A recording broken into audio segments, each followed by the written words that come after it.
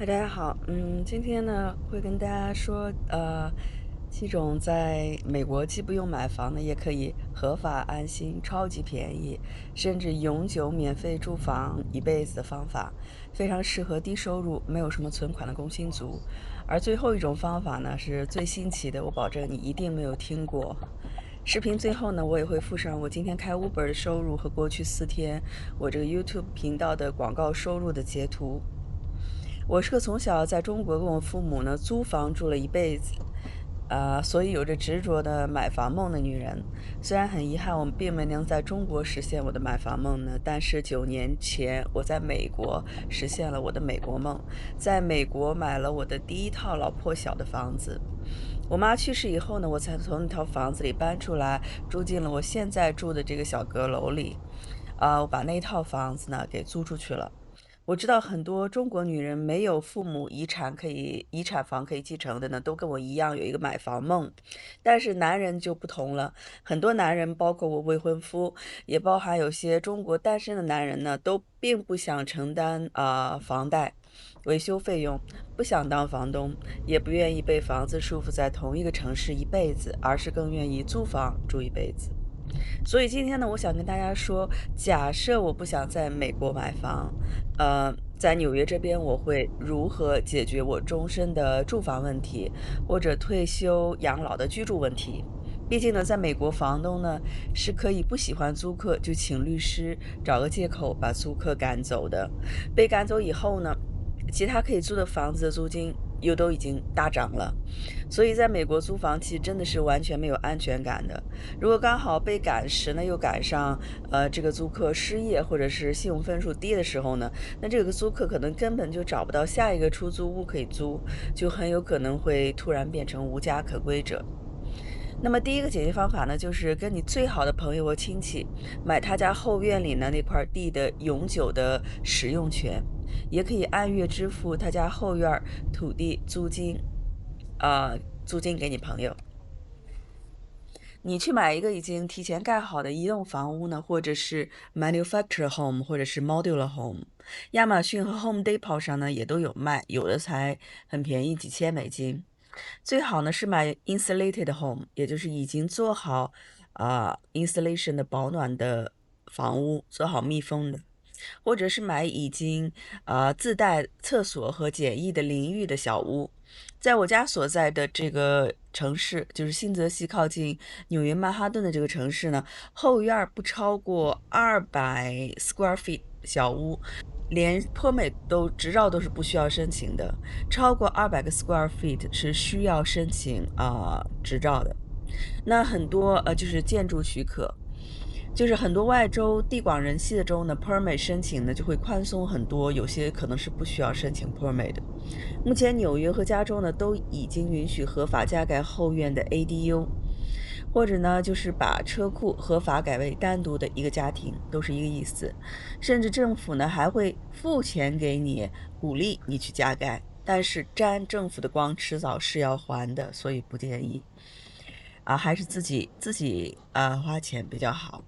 然后呢，你找太阳能安装公司呢，在你的小屋的房顶安装太阳能，可以解决这个用电的问题。再安装 mini split 冷暖两用中央空调呢，来解决供暖的问题。美国一般的 house 的后院呢，也都已经有水管的线路，那你确实是需要找水管公司安装下水系统。我的那个水管公司呢，并不会要很多钱就是说可以接受的。我自己一直用的呢就是电炉子，因为是220伏的电路，所以我烧水做饭呢其实绝对不会比煤气炉子慢。那么这样呢，你的迷你厨房也就完成了。第二个解决办法呢，我是很不支持这种方法的。但是我知道呢，从我以前住在洛杉矶的时候，我就知道有很多人呢，因为这种方法赚到了人生的第一桶金，日后呢又购买了更多套的房产。那就是跟朋友合伙买房子，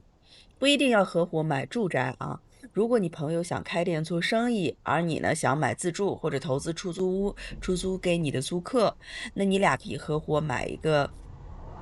1楼是门店房，2楼呢是住宅的 mixed use property，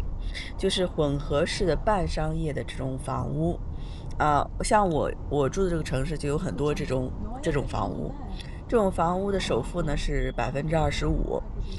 有很多呢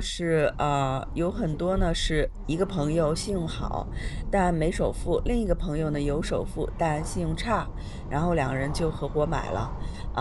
也可以用 DSCR，就是两个人都没收入的话呢，就像我一样，收入低没收入的话，就是 DSCR 贷款，就是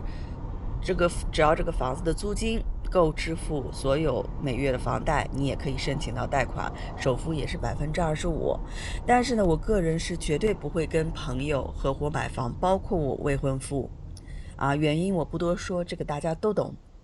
那第三个解决方法呢，就是住你朋友亲戚家的阁楼的地下室，签订一个永久的租住协议，直到你朋友本人去世或者你朋友卖房。如果你朋友的阁楼的地下室呢是一个土坯房，还没盖好的，你可以提出你出钱替你朋友完成装修，申请 permit。那你也可以像我一样提出不付租金，但是呢，你要永远的自付你所住阁楼地下室的所有的维修的费用。啊、我朋友这个阁楼呢，它是半装修好的，就是我住进来之前是半装修好的。那你要付你朋友全家人，他家整个 house， 你也可以付你朋友全家人，他家整个 house 的全部水电煤气上网有线费等等，就像我一样，我是不需要付房租给我朋友的，但是我要付他家所有的 utility bill。那么第四个解决办法就是很简单了，如果不是因为我男友，或者不是因为我有那么多的猫咪呢，我肯定就是住在车里，我也不会去花钱买房车。即使买二手房车，我觉得那也是奢侈的享受，而不是真正的省钱。就更不要提在纽约这个就车位费的租金多贵，还有修车的费用，这就更不用说了。我会买一辆大一点的二手车，比如说面包车啦、SUV、minivan、Toyota Sienna、Toyota Highlander 等等这些七座车，把车后座放下，改装成晚上可以睡觉的。然后呢，在一家大的有淋浴的 gym 健身房找一个长期合法的停车位，办一个健身卡，然后去那里呢可以洗脸、洗澡、洗脸、上厕所。Felix, Felix, mommy is making video. Felix? Yeah, mommy is recording, okay? Okay.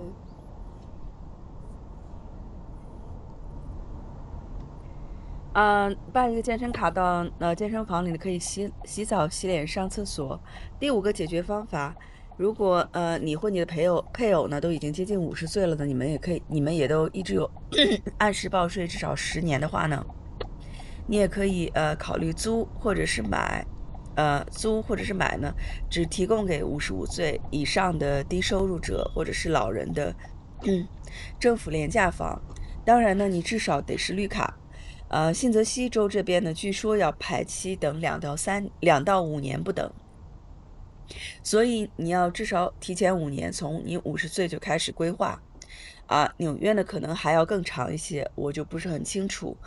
其他外州人少的州呢，有些几乎没有排期，你可能每个月呢只需要支付几百美金就能够拥有你自己的带花园的独栋的小 house。有的老年社区呢，甚至还提供一些护食护理的基本服务。那第六个解决方法也是最简单的，也是我认识的大多数的美国纽约的本地的美国老外呢，或者是我未婚夫这种纽约出生的纽约人最常用的一种方法，就是找一个城市位置好，离你上班公司最近，房东呢没有贷款的 house， 租金呢必须要比市场价的租金要便宜。在新泽西州这边是绝对不能跟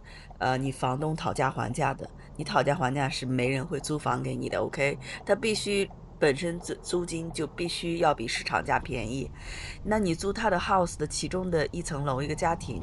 你要永远按时甚至提前几天支付你的房租，跟你的房东搞好关系，爱惜你房东的房子，配合他的维修，同时呢，不让你房东觉得你是一个呃整天爱搞事儿的问题租客，争取呢在未来的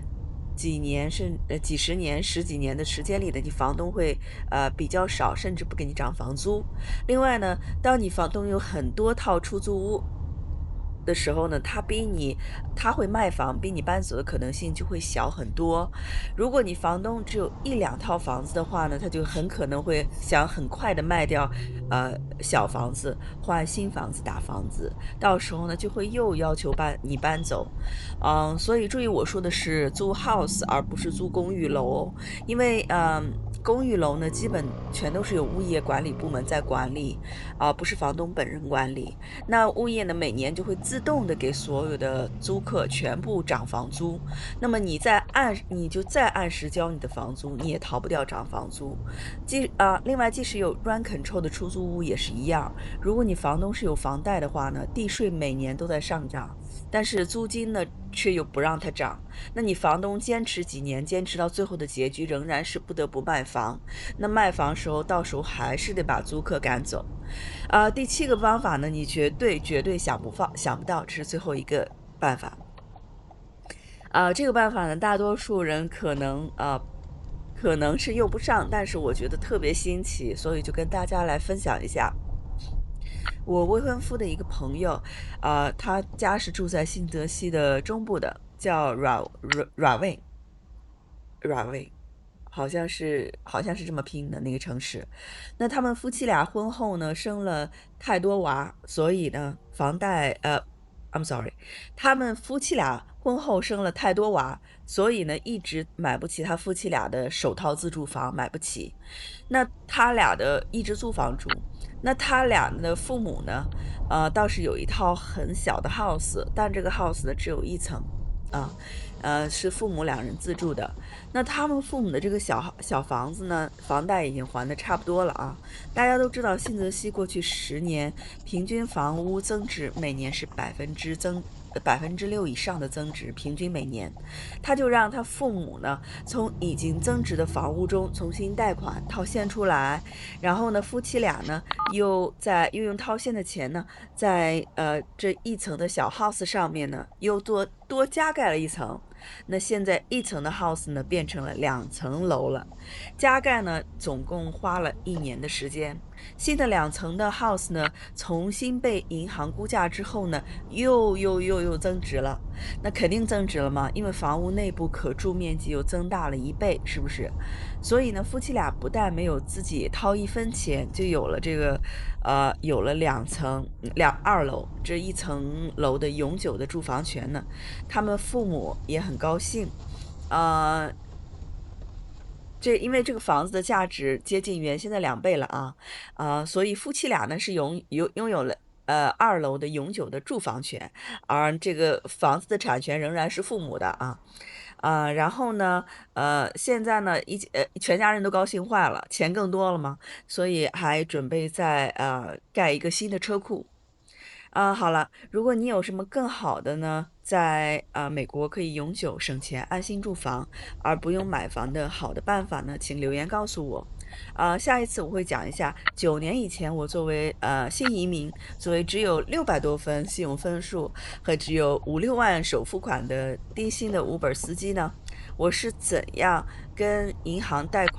到款买到我在美国的第一套房子的。其实你们都猜对了，我确实是有一个神秘的贵人相助，并且我可以把他介绍给大家，那你们可以到时候直接跟他电话联系。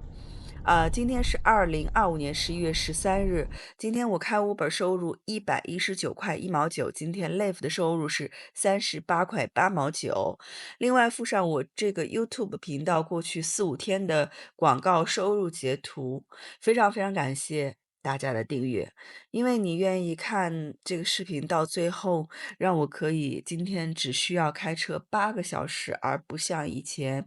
那样每天要开车10多个小时。那么我们下次再见。